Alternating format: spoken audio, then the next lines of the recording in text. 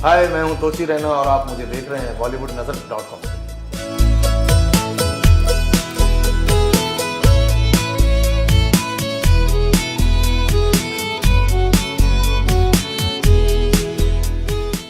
वैसे तो सिंगिंग की दुनिया में कई सितारे हैं, लेकिन उनमें से कुछ लोग ऐसे भी हैं जो अपने सुर और ताल से हजारों ही नहीं बल्कि लाखों लोगों का दिल छू जाते हैं।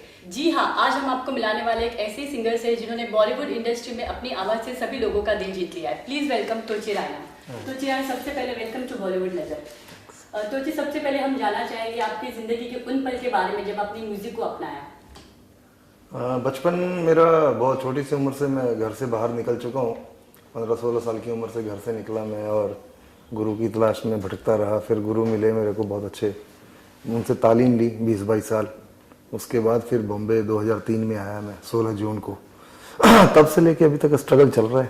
तो जी, जैसे हर किसी ना किसी का कोई ना कोई आइडल तो जरूर होता है, तो आप किससे इंस्पायर है और अपना आइडल किसे मानते हैं? मैं अपने माता पिता और अपने गुरु को, जिनकी वजह से मैं यहाँ पहुँचा हूँ।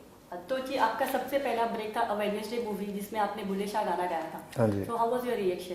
उसके बारे में ज़्यादा तो नहीं कह सकता, लेकिन वो मेरी ज़िंदगी का बहुत अच्छा पल था, क्योंकि वो गाना मुझे नीरज पांडे और संजय चौधरी ने 25 जून को फ़ोन किया था 2008 में, और 21 जून को मेरी मम्मी की डेथ हो गई थी। तो जाते जाते मुझे ब्लेसिंग मेरी माँ का मिला और ये गाना मुझे ऐसे मिला था। क्या आप मानते हैं कि बॉलीवुड में हर किसी को बहुत स्ट्रगल करना पड़ता है आगे बढ़ने के लिए, तो खासकर सिंगर्स को, तो इस पर क्या कहेंगे आप?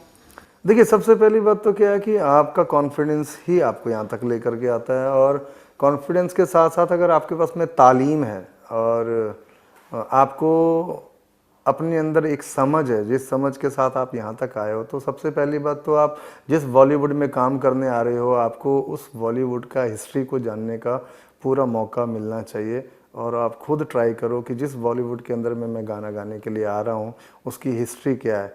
वहाँ पे जा कर के आप उन लोगों से मिलो जो आपको समझें और आप उनको समझ पाओ, ताकि आपको समझ में आए कि जब मैं काम करूँ तो मेरे अंदर में झिझक नहीं होनी चाहिए। वो 5-7 साल आपके लगते हैं। एक्चुअली में क्या होता है, सिंगर आते हैं और सीधा स्ट्रगल शुरू हो जाती है, सर मैं सिंगर हूँ आप गाना गा लो। तो आपने हिस्ट्री को तो समझा ही नहीं। हिस्ट्री को आप जान लोगे, 5-7 साल लगते हैं, उसके बाद रिलेशन डेवलप हो जाता है, फिर आपके मूड से आपको गाना मिलना स्टार्ट हो जाएगा और फिर आप मार्केट में आ जाओगे। जैसे कि बॉलीवुड में आपका पहला गाना था बुल्ले शाह, जिससे आपको बहुत तरक्की मिली, तो हम चाहेंगे कि उसका गाना एक आप गा दें। हाँ जी।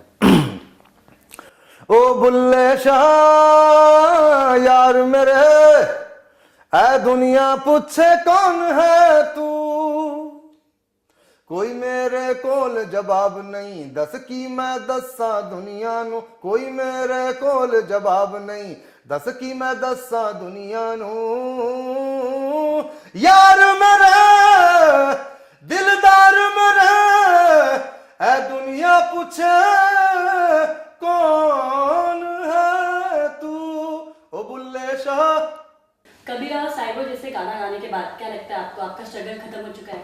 नहीं, स्ट्रगल तो एक आर्टिस्ट की ज़िंदगी में, पूरी ज़िंदगी आर्टिस्ट जो है स्ट्रगल ही करता है। एक गाना गाए भूल गए, फिर एक नई शुरुआत, गाना गाए फिर भूल गए, तो ये कोई जॉब तो है नहीं। एक आर्टिस्ट जो है वो सोने जैसे, सोना आग में तप के पकता है और चमक उसकी बढ़ती है, उसी तरह आर्टिस्ट अपने आप को पकाता है अपने गुरु के पास में। जब वो पक के बाहर आता है तब उसकी चमक दुनिया के सामने में आती है। जैसे कि सिंगिंग की दुनिया में बहुत कंपटीशन है, तो आप इस कंपटीशन को किस तरह से लेते हैं? मैं कंपटीशन मानता ही नहीं ना, मैं कंपटीशन का हिस्सा ही नहीं हूँ। और म्यूजिक में कंपटीशन होना नहीं चाहिए, क्योंकि वो आज के ज़माने में चल पड़ा है कि कंपटीशन होता है। म्यूजिक में कोई कंपटीशन नहीं है। जैसे कि हमने देखा, आपने कोक स्टूडियो में भी कई बार गाने गाए, तो ये अनप्लग गाना गाना एक्सपीरियंस कैसा रहा? बहुत अच्छा तजुर्बा है मेरा, बहुत अच्छा। सारे म्यूजिशियंस के साथ में बैठ करके आप एक दूसरे को समझते हो, एक नया कॉन्सेप्ट है, और उस नए कॉन्सेप्ट के साथ में जो लगता है कि भीड़ की दुनिया में कहीं आप अपने आप में खोते चले जा रहे हो। जो एल्बम का दौर था वो तो ख़त्म ही हो गया है। तो कोक स्टूडियो एक नया रंग, एक नई चीज़, और पीछे सदियों से जो फोक चली आ रही है उसको लेकर के मर्ज करके सामने लेकर के आ रहे हैं। बहुत अच्छी बात है। जैसा कि हम जानते हैं आप सूफी गानों में काफ़ी माहिर हो, तो हम चाहेंगे कि आप 2-3 सूफी गाना आज गा दें। मेरे ही गाने गाए हुए हैं, वो सुना देता हूँ आपको। एक तारा।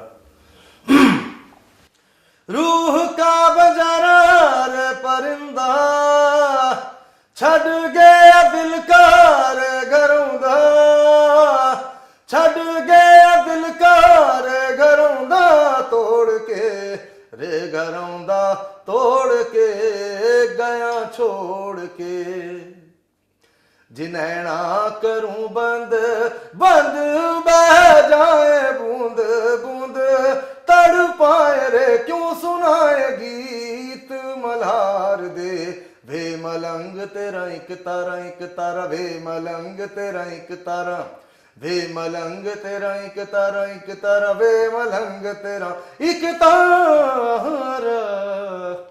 जैसे हम जाते हैं आप काफी आगे मुकाम तक पहुंच गए, तो आप मुड़ के देखते हो तो आपको क्या लगता है? अभी तक तो कुछ दिखा ही नहीं, अभी भी मैं मंजिल की तलाश में भटक रहा हूँ और अभी तो बहुत दूर है मंजिल। जैसे कि आप जानते हैं म्यूजिक काफी बदल चुका है, नए नए इंस्ट्रूमेंट आए, नए नए सॉन्ग्स आए, तो इस पर क्या कहेंगे आप? म्यूजिक देखिए कुछ नहीं बदला है, थॉट बदल गए हैं आदमी के, और म्यूजिक जो है वही 7 सुर हैं, वही 12 सुर हैं। पुराने टाइम में क्या होता था कि लाइव ज़्यादा करते थे, आज पूरा इलेक्ट्रॉनिक का ज़माना आ गया है, तो कहीं ना कहीं से रूह मर गई है। आप अपने शरीर का एक हाथ को काट दो और एक आर्टिफिशियल हाथ लगा दो, तो आपको फील होगा ना कि नहीं यार मेरा एक नेचुरल हाथ था वो कट चुका है, तो फील होगा। तो म्यूज़िक का भी वही हो गया है कि म्यूज़िक कहीं ना कहीं हम अपने आप से खोते चले जा रहे हैं, और जो नेचुरल इंस्ट्रूमेंट सदियों से जिन लोगों ने बनाई थी, हम उन सब चीज़ों को साइड में करते चले जा रहे हैं। आप वेस्टर्न में आज भी चले जाओ, आपको सब सिम्फनी, ओपेरा, ब्रास ये सब लाइव करते हुए मिलेंगे, लेकिन हमारे यहाँ पे वो सब चीज़ें जो है ना वो एक जगह पे आके सिमट गई हैं।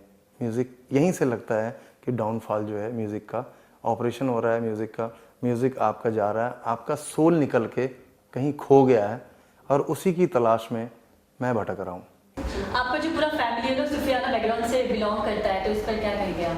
मेरे बैकग्राउंड जो है वो थोड़ा सा सूफी संत फैमिली से बिलोंग करता हूँ। तो जो मेरे दादाजी हैं उन पे लोग पीएचडी करते हैं, हिंदुस्तान के बहुत बड़े संत, उस फैमिली से मैं बिलोंग करता हूँ, और वो कहीं ना कहीं मेरे जीन्स में है। और मेरे जितने भी बुज़ुर्ग लोग हैं उन्होंने दुनिया में मैसेज ही दिया है। आप जा कर के वेबसाइट में भी चेक करोगे, या आप हिंदुस्तान में कहीं भी गुरुद्वारे में चले जाओ आपको उनकी तस्वीर मिलेगी। आप उनकी फ़िलॉसफ़ी पे जाओगे तो आपको लगेगा कि उन्होंने पूरी दुनिया में मैसेज दिया है। तो मेरी फैमिली के अंदर में मैं अकेला निकला हूँ इस फील्ड में आकर के कि मुझे वही चीज़ आगे पहुँचानी है, पर वो अकेले आदमी नहीं है, अकेला आदमी कर नहीं सकता। उसके लिए सबको एक साथ चलना पड़ेगा, क्योंकि आदमी मुसाफिर की तरह है, उसका काम है चलना, लेकिन उसके साथ कितने सारे लोग जुड़ेंगे। बुज़ुर्गों के साथ तो सब लोग जुड़े, लेकिन आजकल का यूथ जुड़ना नहीं चाहता, कोई किसी की बात को एक्सेप्ट नहीं करना चाहता, कोई किसी की बात को तवज्जो नहीं देता। अरे यार क्या बोल रहा है यार, अपने को तो समझ में नहीं आता है। तो इससे क्या होगा, आपने क्या पाया, आपने क्या खोया? आपकी सोच, आपकी फिलॉसफी, आपकी जर्नी, आपकी बायोग्राफी क्या है, पहले उसको जान लो। और जो आदमी इसको समझेगा वही जुड़ेगा।